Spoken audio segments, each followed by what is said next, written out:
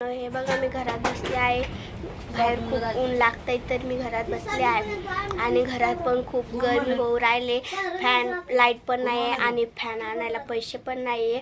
तर आमच्या शेतात आम्ही शेतात पण राहतो आणि शेतात ना आम्ही पेरूचे झाडं खूप लावलेले आहेत ना. तर पेरूच्या झाडाची खूप छानपैकी सावली आहे ना.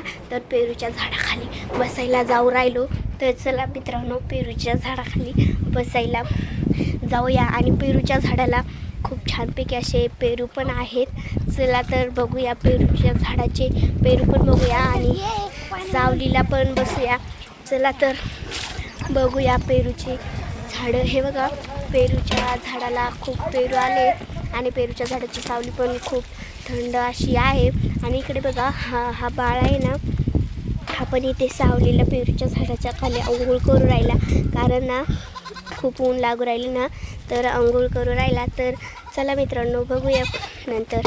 हे बघा इथे ज्वारीचे कणसं पण लावले आहेत. चिमण्यांना खाण्यासाठी चिमण्या खातात. आणि इथे आंब्याचं पण झाड आहे, पण आंब्याचं एवढं पण उंच नाही आहे ना, पण त्याची तरी पण सावली आहे. आणि इकडे बघू शकता नारळाचं झाड, पाणी नाही उन्हाळ्यात तर नारळाचं झाड पण सुकून जाऊ राहिलं असं आहे. त्याचे पानं पण बघू शकता कसे झाले आहेत. बघू शकता पानं पण कसे झाले आहेत. तर चला तर मग जाऊया पेरूच्या झाडाखाली बसायला.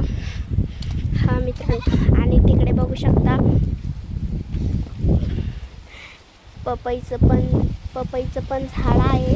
आणि पपईच्या झाडाला ना खूप पपया आल्या आहेत आणि पपयांना पिकू पण राहिल्या आहेत झाडालाच. हे बघा बघू शकता पपया झाडालाच पिकू राहिल्या आहेत. आणि पपईच्या झाडाखाली पण सावली आहे. आणि येथे ना लिंबुणी आहे. लिंबुणी पण शेळ्या खातात ना, तर बघा त्यांचे लिंबुणीच्या झाडाला जे शेंडे येतात ना तेच शेळ्या खाऊन घेतात. हा मित्रांनो तर हे बघा कोंबड्या आणि कोंबडी पण इथे सावली खाली आले आहेत बसायला बघू शकता. आणि हे बघा बोकड्या पण इथे बांधला आहे, कारण त्याला खूप ऊन लागतं ना, तर सावलीला बांधला आहे बघू शकता मित्रांनो. चला तर पुढच्या व्हिडिओमध्ये भेटूया. धन्यवाद मित्रांनो.